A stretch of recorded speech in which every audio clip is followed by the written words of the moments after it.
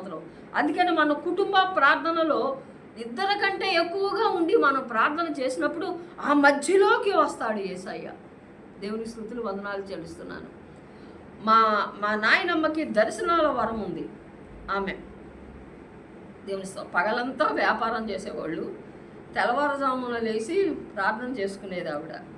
తెల్లవారుజామున కరెక్ట్గా 3 ఆమెకి ఎప్పుడు మేలుకొస్తే అప్పుడు ప్రార్థన చేసుకునేది.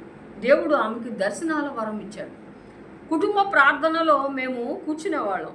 దేవుని స్తోత్రం. దేవుడు ఉచితమైన కృపచేత మాకు యేసు ప్రభు వారు మందిరంలోకి వెళ్ళినది మొదలుకొని కుటుంబ ప్రార్థన దేవుడు మాకు నేర్పించాడు. దేవుని స్తోత్రం. ఆ కుటుంబ ప్రార్థన వల్లే మేము అనేకమైనటువంటి ఆశీర్వాదాలు పొందుకున్నాం. ఆమేన్.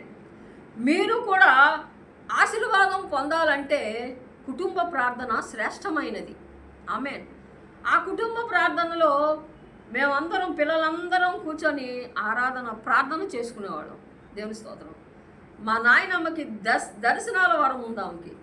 ఆమె ఏం చేసేదంటే కళ్ళు మూసుకొని అందరం కుటుంబ ప్రార్థన చేస్తుంటే దేవుని స్తోత్రం ఆ ప్రార్థన అంతా అయిపోయాక ఆవిడ చెప్పిన మాట ఏంటంటే, ఇదిగో దేవుడు ఇక్కడ కూర్చున్నాడు అని చెప్పేది.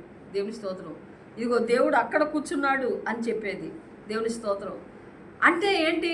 2 3 కూడిన చోట నేనుంటాను అని చెప్పిన దేవుడు మన ఆరాధనలోకి వస్తాడు. 2 3గా కూడి మాట్లాడుకున్నప్పుడు మన మధ్యలోకి వస్తాడు. ఆ 2 3 కూడి కలిసి ప్రయాణం చేస్తున్నప్పుడు